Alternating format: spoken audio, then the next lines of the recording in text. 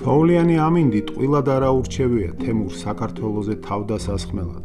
მან კარგად გათვალა ის, რომ ასეთ ვითარებაში ციხესიმაგრეებში შეკეტილი ქართველები ვერ ჯარ შეკრებდნენ გენერალური ბრძოლის გასამართად და ვერც თბილისში გამაგრებულ ბაგრატ მეფეს მიეშველებოდნენ. უცხოელი მემატიანეები ერთნაირად მიუთითებენ თემურის ჯარის მრავალრიცხოვნობაზე, ხოლო ბაგრატს პატარა გარნიზონი ჰყავდა და რჩეული მეომრები, რომლებიც მუდამ თან ახლდნენ მეფეს. თბილისის გალავანთან გააფთრებული ბრძოლა გაჩაღდა. დროდადრო მეფე ქალაქიდან გამოდიოდა და მუსრს ავლებდა მტერს. თბილისი ღირსეულად იცავდა თავს, მაგრამ მაშინ ერთი უცნაური რამ მოხდა.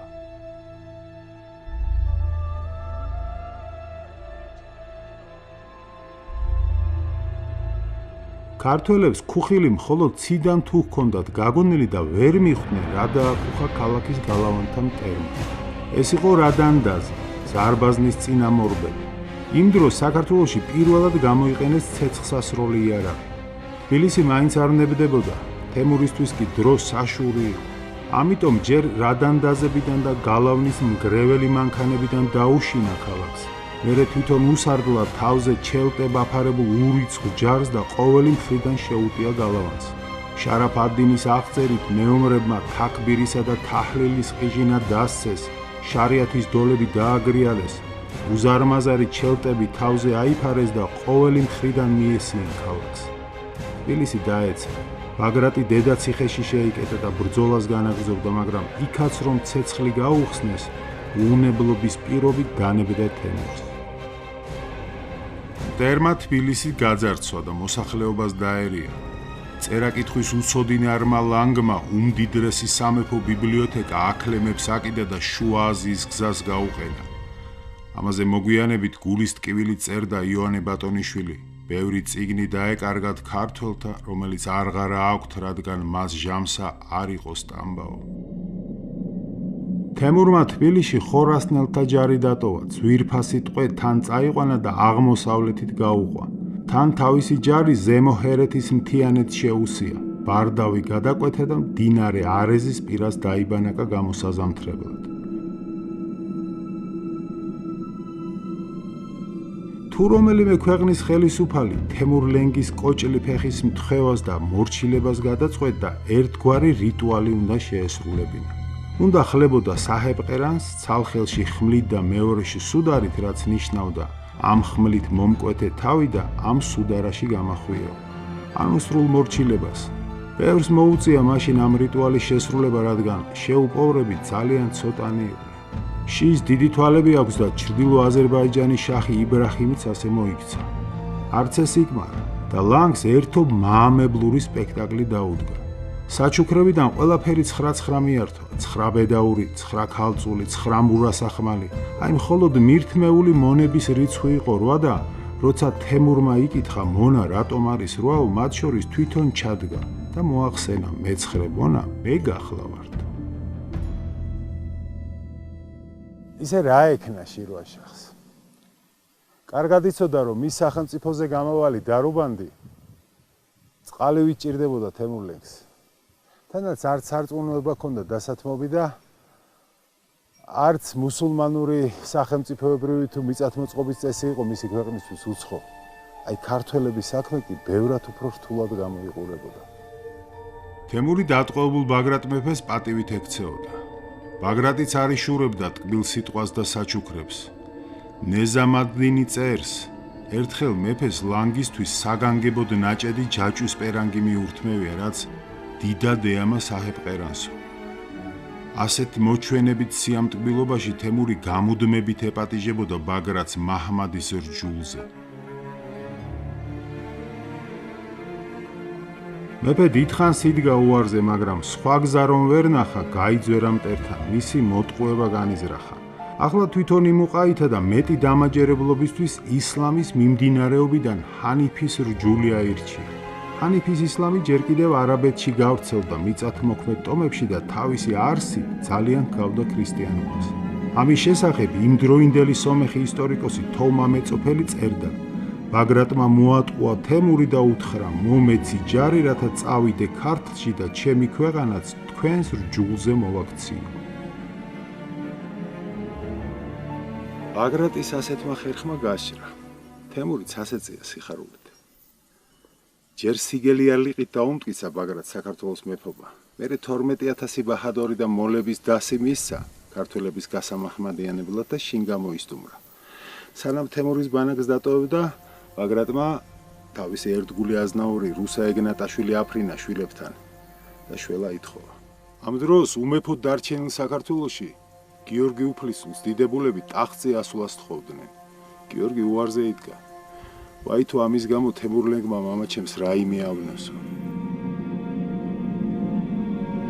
ქართველებისთვის თემურის პირველი გამოჩენისთანავე ცხადი გახდა, რომ მან ამ ძლიერ ქრისტიანულ სახელმწიფოსთან მხოლოდ ომის გზა აირჩია და ყოველგვარი მოლაპარაკება დიპლომატიურობის ხიდი თავიდანვე დაწვა.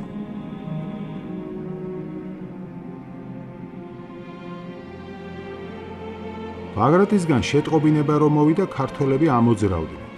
გიორგი თავის ძმებთან, კონსტანტინესა და დავითთან ერთად ვიწროებში დაუხვდა თემურის ბაჰადორებს. პირწმინდად გაჟლიტა და ბაგრატ მეფე ანა დედოფალთან ერთად გამოიხსნა ტყვეობიდან. ძალიან იოლად უყურებდა თემური თავიდან ჩვენი სარწმუნოების ხელყოფას.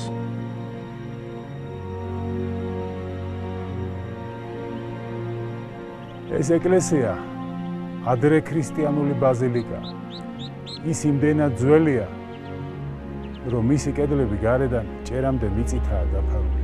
როდესაც თემურლენგი შემოგვესია, უკვე 1000 წლოვანი ქრისტიანული ტრადიცია ჰქონდა და ამ მიწიდან ამ რელიგიის მოთხრა ძალიან ძნელი იყო.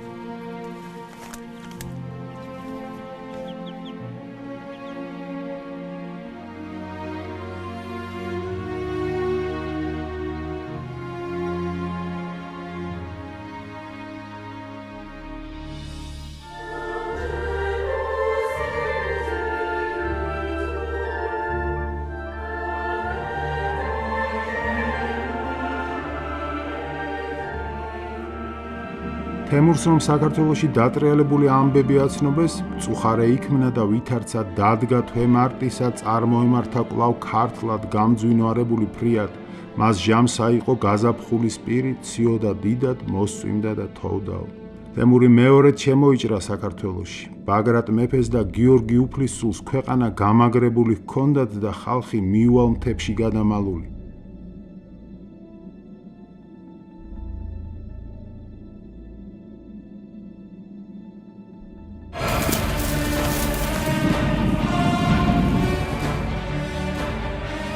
დახვდეს მეფე ბაგრატ და ქართველნი შეყრდნին და მიეტევნეს ერთმანეთსა და იქმნა ბრძოლა სასტიკი და მოისრა იმიერ და ამიერ კაცი ურიცხვი. ბოლოს თვითონ თემურმა იხადა მახვილი, თვით განვიდა წინა განწყობა და აღუზახა ხმითა დიდითა სპართა თვისთა.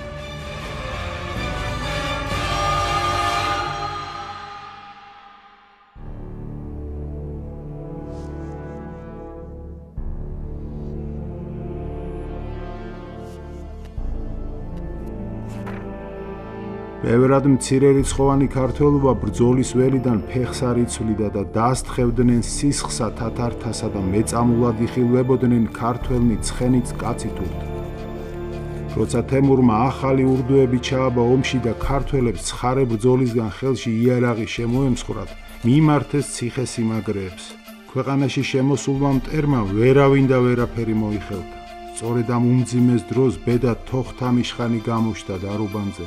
თემურმა საქართველო დატოვა. თოხთამის თავისი შვილი მირანშაჰი გამოადევნა. თვითონ ცენტრალურ ირანში შეიჭრა და ბოლოს შუა აზიისკენ იბრუნა პირი იქაური საქმეების გართულების გამო.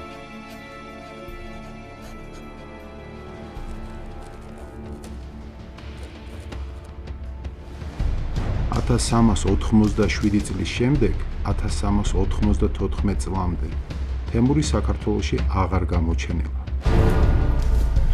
ამ პერიოდში წყაროებში წყდება ბაგრატ მეხუთის ხსენება და მის ადგილს გიორგი მეშვიდე იკავებს.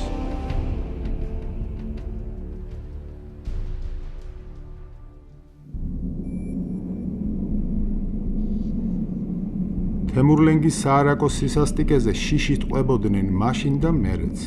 დაპყრობილი ხალხები მორჩილებაში რომ ხოლოდა თემური ყველგან განუკითხავად თესს და შიშს. შუა აზიაში დაბრუნებულმა დაანგრია ხორეზმის აყვავებული დედაქალაქი ურგენჩი, მოსახლეობა გაჟლიტა. ხორასანში აჯანყებული ქალაქი თუსის მოქალაქეები ამოხოცა და მათი თავებისგან კოშკები აღმართა. 1391 წლის 18 ივნისს მდინარე კუნდუშჩასთან ერთხელ კიდევ დაამარცხა მოუსვენარი თოხთამიშხანი. ჯარი ახალი ურდუებით შეავსო და 1394 წლის გაზაფხულზე ისევ ირანში შეიჭრა. უმდიდრეს ქალაქ სულთანიეს რომ მიადგა, მისი მართველი ედილი ხმლით და სუდარით მორჩილად დაემხო მის ფეხებთან და ისპაჰანის დასაპყრობად დაძრულ ლანგს თან გაჰყვა თავისი ჯარით. სამხრეთ ირანის მბრძანებელმა შაჰ მანსურ მოზაფერიდმა ისპაჰანი საგულდაგულოდ გამაგრებული დაახვედრა მტერს. ერთხელ ჩემი ისპაჰანელ მეგობარს თემურლენგზე ჩამოუგდე საუბარი. ჯერ აიმირიზა. ეს სპარსული თავაზიანობით შეცვალა თემა. ირანის ამ უძველეს ქალაქში, დღესაც გველის ნაკვენი ვითახსოვთ 600 წლის წინანდელი შავი დღეები. თემურმა თავიდან ქალაქის კედლებს ვერაფერი დააკლო. მერე ჭორები დაყარა თავის თავზე, ლენგი მძიმედ არის დაჭრილიო და იქვე თავის ურდუებით უდაბნოს შეეფარა. შაჰ მანსურს ძალიან კი გაეხარდა ეს ამბავი, მაგრამ ჭორების გასაფანტავად ელჩი მაინც აფრინა თემურის ბანაკში.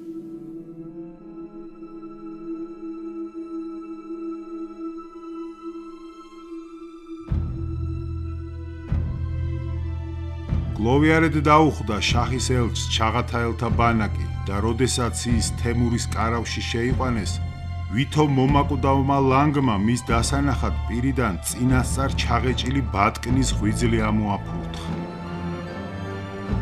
თემური მართლა კვდებაო და ისპაჰანელებმა დიდი ზეიმი გამართეს. და როცა ღამით ნაზეიმარ ქალაქს ღრმად ჩაეძინა, მეხივით დაატყდა მას მკვდრეთით აღმდგარი ლანგი. საშინლად აოხრა, გაძარცვა და 70,000 მოქალაქის მოკვეთილი თავისგან კოშკები აღმართა. შაჰ მანსური ბრძოლაში დაიღუპა. თემურმა მისი გვარის მოზაფერიდების ყველა წარმომადგენელი გაჟლიტა და ქალაქ ბაღდადის ასაღებად დაიძრა. ლანგმა ეს უმდიდრესი ქალაქი 1392 წელსვე დაიპყრო და როცა ძარცვა რბევა მოათავა, სულთანიეს მბრძანებელი ედილი ერთგულად რომ იბრძოდა მის მხარდამხარ, ხალიფების აბანოში მიიწვია მოსასვენებლად. აბანოში ედილმა აუში შეცურა. თემური კი წყლით სავსე უზარმაზარ რკინის ქვაბში ჩაწვა. მოულოდნელად საიდანღაც მეომრები შემოცვიდნენ, ქვაბს, რომელშიც ლანგი ლივლივებდა და რკინის ბადე გადააფარეს და ქვემოდან ცეცხლი შეუნთეს. ამის შემხედვარე ედილი აუზიდან ამოხდა, შუბს ხელი დაავლო და თემურის მოსაკლავად გაქანდა, რა დროს ხარშვა, დროზე ჩავაძაღლოდ ეგ მტარვალიო. მაგრამ თავდამსხმელებმა რატომღაც მას შუბი წაართვეს, თემური ქვაბიდან ამოვიდა და თვითონ ედილი მოახარშვინა ცოცხლად იმავე ქვაბში. ზოგჯერ აი ასეთი გამოცდების მოწყობაც ყვარებია თურმე საჰებ ყერანს.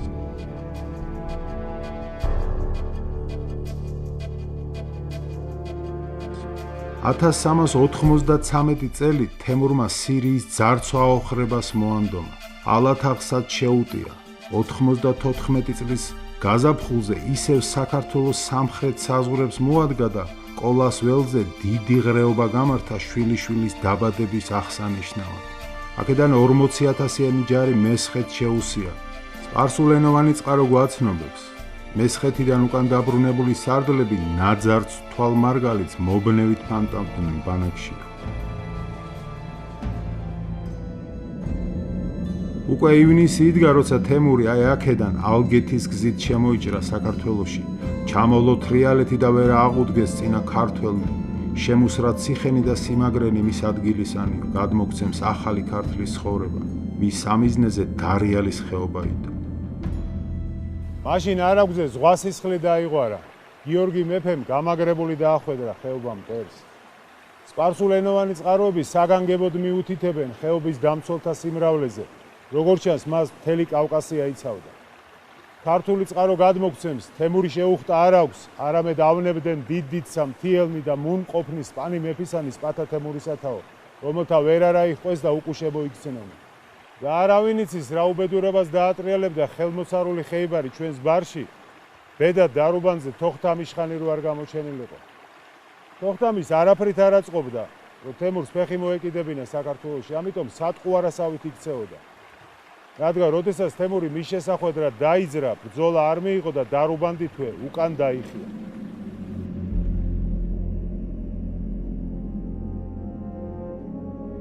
ამასობაში ზამთარიც დადგა.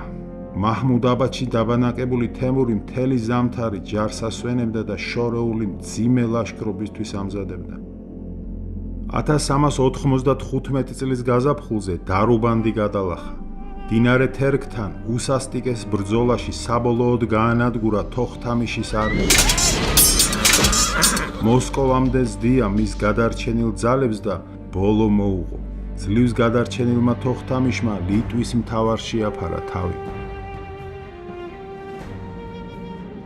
ლანგს მოსკოვისთვის ხელი არ უხლია. შემობრუნდა და ოქროს ურდოს უმდიდრესი დედაქალაქის სარაი-ბერქე გაძარცვა და ფერფლად აქცია.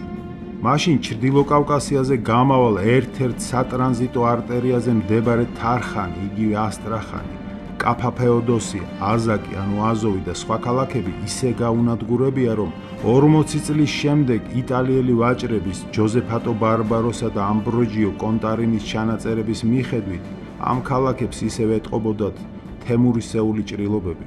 მაშინ ლანგმა ევროპა-აზიის დამაკავშირებელი ეს საქარავნო მაგისტრალი გაკეტა. ამის შემდეგ თემურლენგმა შეძლო ის, რაც ვერ შეძლო ვერც ერთმა დიდმა მეომარმა. მან მთელი ჩრდილო კავკასია დაიმორჩილა ჩერქეზეთიდან დაღესტნის ჩათვლით. ყველა ხეობა დაარბია, ყველა აული და ციხესიმაგრე დალეწა. მიუხედავად მთიელთა გააფთრებული წინააღმდეგობისა. ჩრდილო კავკასიელებს, რომლებიც მანამდე ქრისტიანულ ტრადიციებზე იდგნენ, ეკლესიები დაუნგრია და ისლამი ძალით მიაღებია.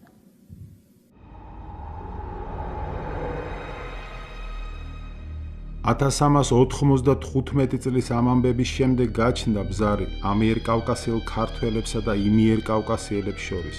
მათ მიწებზე კი დღესაც გვხვდება დროს სასწაულად გადარჩენილი ქრისტიანული ტაძრები, ოდესღაც ჩვენი ერთი დროშის ქვეშ დგომის მოწმეები.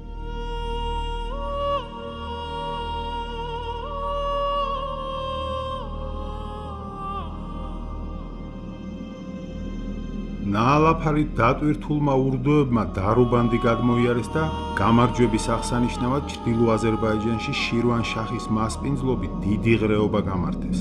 ამის შემდეგ ლენგმა ჩრდილო ირანის დედაქალაქ თავრისში უფროშვიდს მირანშაჰს თავისი ხელით დაადგა ჰულაგუიანთა ირანის გვირგვინი თავზე და ამით ოფიციალურად დაიქვემდებარა ჩინგისხანის იმპერიის ეს ნაწილიც. ასე დაასრულა მან თავისი მეორე 5-წლიანი ლაშქრობა და შუა აზიაში დაბრუნდა.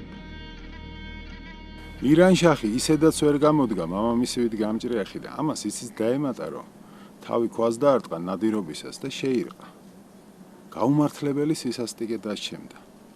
უმიზნოდ ხოცავდა ქვეშევრდომებს და ანგრევდა ქალაქის საუკეთესო შენობებს. თანაც მოსვენებას ისიც უკარგავდა მირანშაჰს, რომ ტახტზე, რომელზეც თვითონ იჯდა, მისი მფლობელი თაჰერ ჯალაირი იქვე ნახჭევანში მიუვალ ალინჯის ციხეში იყო თავშეფარებული და 10 წელი ვაჟკაცურად უძლებდა ალყას. დიდად წყალობდა ალახი თაჰერს, ხორაგიც ბევრი ჰქონდა და გვალვაში წყალსაც უგზავნიდა ხოლმე ციდან, მაგრამ რაც მერე მოხდა ის სასწაული ვერაფრით ვერ წარმოიდგენდა. თემური რომ შუა აზიაში დაიგულეს, მისგან დარბეული კავკასიელები აჯანყდნენ და გიორგი მეფის დროშის ქვეშ მოიყარეს თავი. აჯანყდა შაქისხანი ალი სიიდი და ისიც გიორგის მიუვიდა. მეფემ ქართველთა ჯარით შეკრიბა და პირდაპირ თავრიზის მიწებს შეესია. გაფეთებულმა მირანშაჰმა ჯერ სარდალი სეიფ ად-დინი დაახვედრა ალინჯის ციხის მისადგომებთან, დიდი მხედრობით, რომელიც გიორგიმ ერთი შეტევით გაანადგურა. მერე ალინჯის ციხის მოალყით ჯარიც გაჟლიტა და თაჰერ ჯალაირი 10 წლიანი ალყიდან გაათავისუფლა. ჰაფეზე აბრუს ცნობით, მეფეს ციხე სურსადი არაღით მოუმარაგებია და ისევ გაუმაგრებია. გიორგიმ ალინჯის ციხე თავის აზნაურებს ჩააბარა სარგისის მეთაურობით. ამბებით გაცოფებულმა მირანშაჰმა თავრიზიდან დიდი მხედრობა აფრინა გიორგის წინააღმდეგ ბატონიშვილ აბუბექრის სარდლობით. სისხლიან ბრძოლაში ისიც სასტიკად დაამარცხა მეფემ, მაგრამ საუბედუროდ ამ ომში დაიღუპა გიორგის მოკავშირე შაქის ხანი ალი სიიდი. გიორგიმ თავრიზის უფლისწული თაჰერი თან წამოიყვანა და დიდი ნადავლით დაბრუნდა საქართველოში.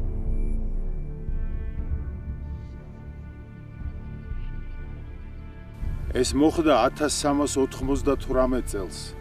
ზუსტად ამ დროს გადალახა თემურლენგმა ჰინდიყუშის მთები და ინდოეთის ზღაპრული სიმდიდრის ხელში ჩასაგდებად მიაჭენებდა ცხენს.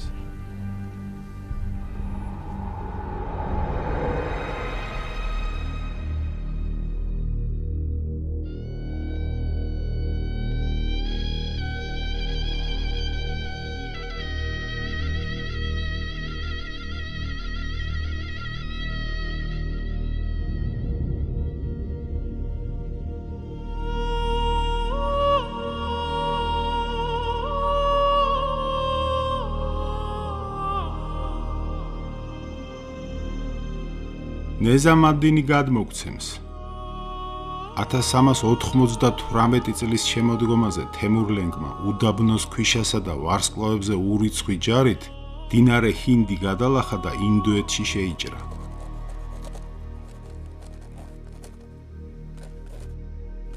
ჩაღათაელები ველური სისასტიკით ჟლებდნენ მოსახლეობას და სწრაფად მიიწევდნენ წინ. ქალაქ დელის მისადგომებთან თემურის ურდუებს წინ სულთან მაჰმუდის არმია გადაეყობა. ლანგმა ბრძოლის დაწყებამდე სულთნის დასანახად ჯერ ტყვედ-აყვანილი 100,000 კაცი გააჟლეტინა თავის მეომრებს და მერე თავაწყვეტილი იერიშით გაანადგურა ინდოელთა არმია. 19 დეკემბერს დელი დაეცა. ქალაქი ისე გაძარცვეს, რომ დივამწიგნობრებმა ძლივს აღწერეს ნადავლი.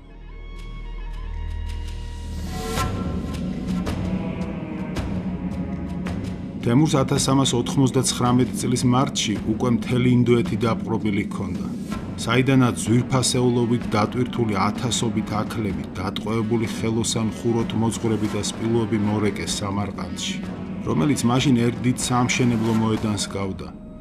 იმ საყოველთაო ნგრევის ეპოქაში შუა აზია ერთადერთი რეგიონი იყო, სადაც შენდებოდა დიდებული მეჩეთები, ქარვასლა სასახლეები და ძვირფასი მავზოლეუმები. თემურმა სამარყანდის ირგვლივ სოფლები გააშენებინა, რომლებსაც სოფლიოში განთქმული ქალაქების სახელები უწოდა: ბაღდადი, დამასკო, სულთანიე, შირაზი, მისრი თუ ისპაჰანი. ამით იგი საქვეყნოდ აცხადებდა პრეტენზიას მსოფლიო ბატონობაზე. 1399 წელსვე თემური შუა აზიიდან აიყარა და ზამთრის პირზე პირდაპირ ამიერკავკასიას მოადგა. უსაზღვროდ გაძლიერებული ლანგის გეგმა ამჯერად საქართველოს სახელმწიფოს სრული მოსპობა იყო. ჯერ ინდოეთის ბრძოლები და შემდეგ სათანადო მომზადების გარეშე კავკასიამდე ხანგრძლივი ლაშქრობით მოქანცულ ურდუებს ყარაბაღში რომ დაიბანაკეს, საკვების მარაგი საერთოდ არ ჰქონდათ. მოინადრი ნათანზი წერდა, მეომრები პურს წინაკბილებით შეექცეოდნენ და შეჭამადიან ქვაბზე ხელი არავის მიუწვდებოდაო. მეომართა ამ უზარმაზარი მასის გამოსაკვებად სურსათი რომ ეშოვნა, თემური ამოქმედდა. გამოარჩია 100,000 საუკეთესო მეომარი და მსუბუქად აღჭურვა. ჰაფეზე აბურუმ შემოგვინახა ცნობა მათი აღჭურულობის შესახებ. თითეულ მათგანს თან ჰქონდა ფარხმალი, მშვილდი 30 ისრით, ხერხი და ცული, თოკი, ორ მეომარზე ერთი ცხენი მარქაფად და ყოველ 10 კაცზე ერთი კარავი. იმ დროს თურმე 20 დღე განუწყვეტლივ თოვდა. ნეზამ-ად-დინის სიტყვით, მთებსა და ველებს ქაფური ეფრქვეოდა ღრუბლის საცრიდან. ასეთ ამინდში მოადგა თემური კახეთს აღმოსავლეთის საზღვრიდან.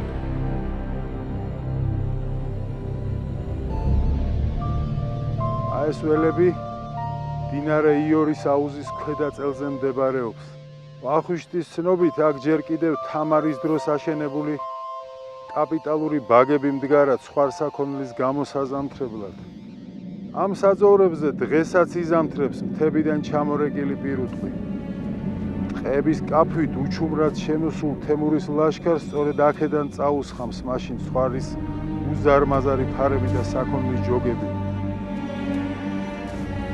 აი ამ გორაკს კი სადაც ახლა მე ვდგავარ, დღესაც დემურ დაღს, იგივე თემურის გორას ეძახის ხალხი.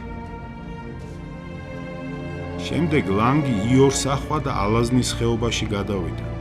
კახეთის ერისთავ ხიმშიას, რომელიც მოსვენებას არ აძლევდა მტერს, ხალხი საგულდაგულოდ ყოლია გადამალული, ამიტომაც ჩაღათაელებმა ტყვეები რო ვერ მოიხელთეს, მათი სახლები დაწვეს და გაანადგურეს. ჩვენში ყოველთვის იმხელა მნიშვნელობა ჰქონდა ვას, რომ მთა და ბარიც ვაზით იყოფოდა. სადამდეც ვაზი ხარობდა, იქამდე ითვლებოდა ბარად. ამიტომაც წერენ სპარსელი ისტორიკოსები, ქართველების ბედნიერება უღვინოდ არ არსებობს. ისინი მკვდარსაც არ მარხავენ ისე, რომ ღვინოში არ გამბანონო. იმ აოცახსენებელ ზამთარს თემურმა ალაზნის ველზე თავის მეომრებს პირწმინდად ააკაფინა ვაზი. ხეხილის ბაღები და კაკლის ხეებზეც კი გააძრობინა ტყავი. დაცარიელებულ კახეთში თემურმა თურმე ეკლესიებზე იყარა ჯავრი. მას შემდეგ 50 წელიწადი გუმბათ მორღვეული იდგა ალავერდი. შეიძლება ითქვას, რომ ასეთი გაპარტახება კახეთს არც მანამდე უნახავს და არც მას შემდეგ. შარაფ ad-დინის ცნობით, კახეთის მოთარეშების შემდეგ თემურმა დაბრუნების ცხენს აღვირი მოსწია და ტყვარზე განავიდა.